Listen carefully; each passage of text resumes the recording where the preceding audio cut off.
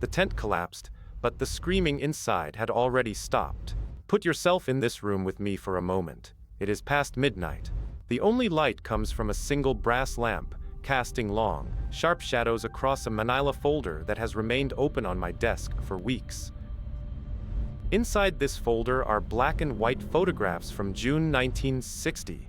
They are grainy, washed out by the primitive camera flashes of the Finnish police, but the details are sharp enough to rot your stomach. Look closely at this one. It shows a collapsed blue canvas tent, pitched under the heavy pine canopy of Lake Bodom, just 20 miles west of Helsinki. The canvas is shredded, soaked in dark patches that the autopsy reports later confirmed were human blood. But here is the detail that keeps me awake. The tent was not cut open from the inside. The killer slashed and battered the fabric from the outside, trapping 4 teenagers inside a dark, suffocating sack before they could even unzip the door. Darn, 4 teenagers went into those woods on a warm Saturday evening. Only one walked out alive. For over 60 years, the Finnish public has believed a specific narrative about what happened on that damp shoreline. They believed in a phantom, a faceless monster that slipped out of the twilight and melted back into the pines. But the files in my hand tell a very different story. They speak of a cold, calculated cover-up, a series of catastrophic police blunders, and a secret that was locked away in a vault until the turn of the century. Let us reconstruct that night, not as the newspapers reported it, as the evidence demands. It was June 4, 1960. The sun barely sets in Finland during June.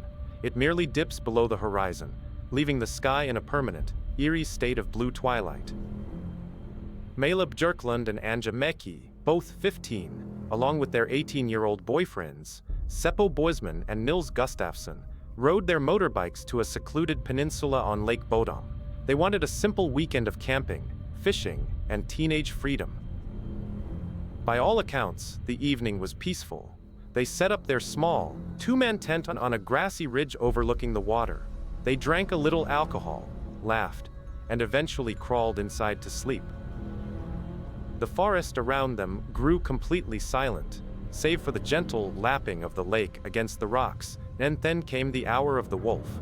Somewhere between 4 a.m. and 6 a.m., while the morning mist was still thick on the water, a shadow approached the tent. This was not a thief looking to steal motorbikes. This was a force of pure, kinetic violence.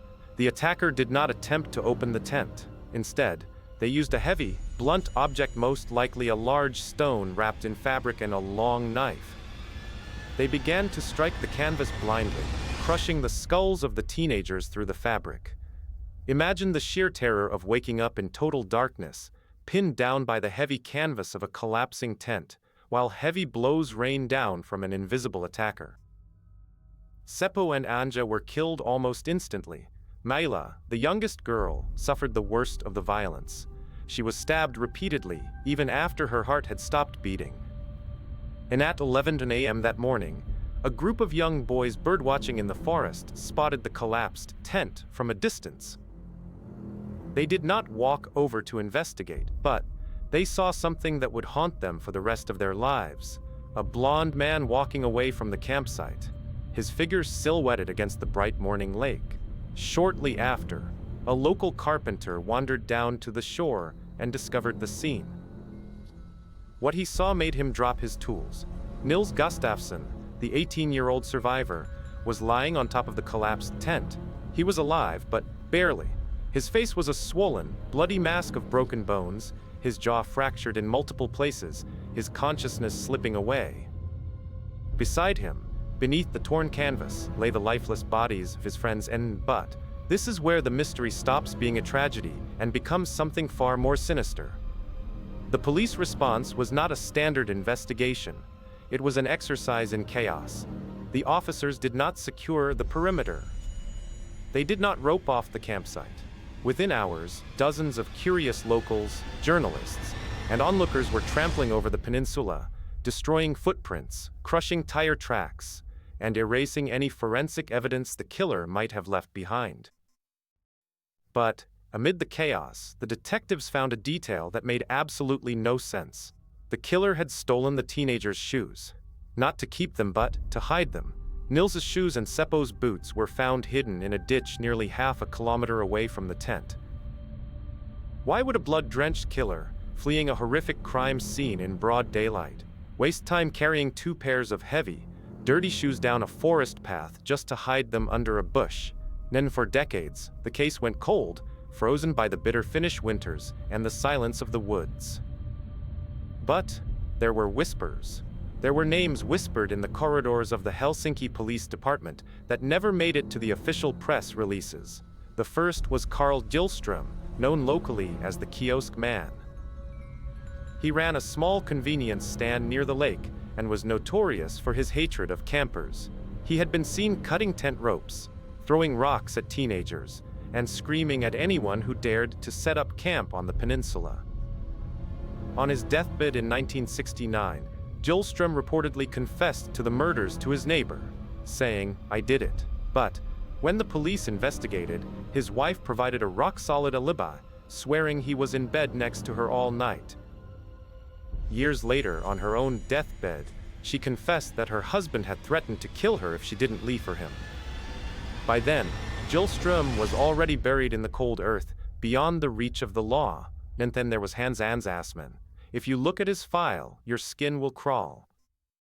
Assmann was a German immigrant living in Finland, rumored to have been a guard at a concentration camp during the war, and later, an operative for the KGB. On the morning of June 5, 1960, just hours after the murders, Assmann walked into the Helsinki Surgical Hospital. He was dressed in clothes stained heavily with red, dirt under his fingernails, and his behavior was frantic, almost manic.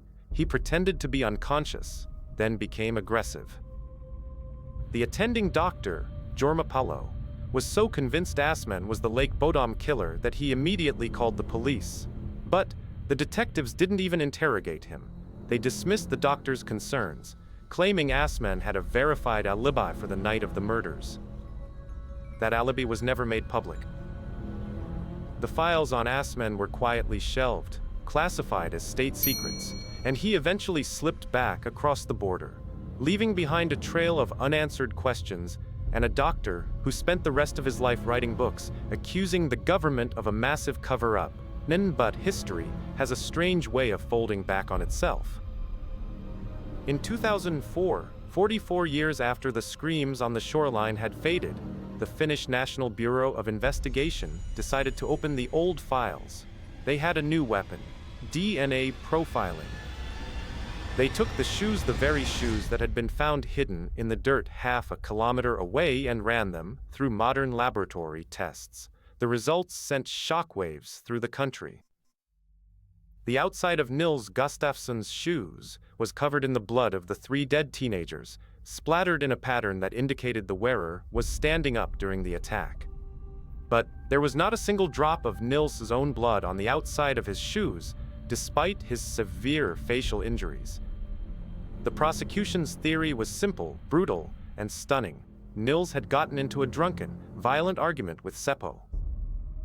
He killed his 3 friends in a fit of rage, took off his shoes, walked half a kilometer to hide them to make it look like a mysterious intruder did it, and then returned to the tent, where he self-inflicted some of his injuries and lay down among the corpses to play the victim. Nils, now a gray-haired retired bus driver living a quiet life, was arrested and put on trial in 2005.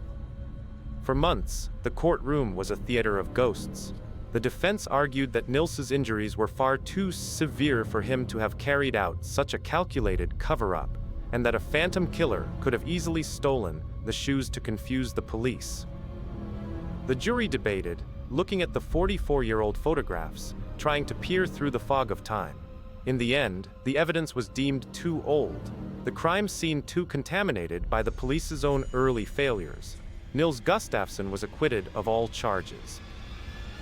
He walked out of the courtroom a free man, awarded thousands of euros in damages for his time in custody, which brings us back to this dark room, and the files sitting on my desk. The law says the case is unsolved. The public says it is a mystery. But as I close this manila folder and turn off the lamp, I want you to think about one final, chilling detail. In 2005, during his intense police interrogations, Nils Gustafsson was asked by a detective how he explained the fact that his shoes were found hidden so far away, covered in his friend's blood but none of his own. Nils looked the detective dead in the eye, smiled slightly, and muttered a single sentence that was recorded in the official transcript. "What's done is done. I got 15 years. The detective asked him what he meant by that, but Nils refused to speak another word. The killer's shoes still fit perfectly, even if the feet wearing them changed names 40 years later.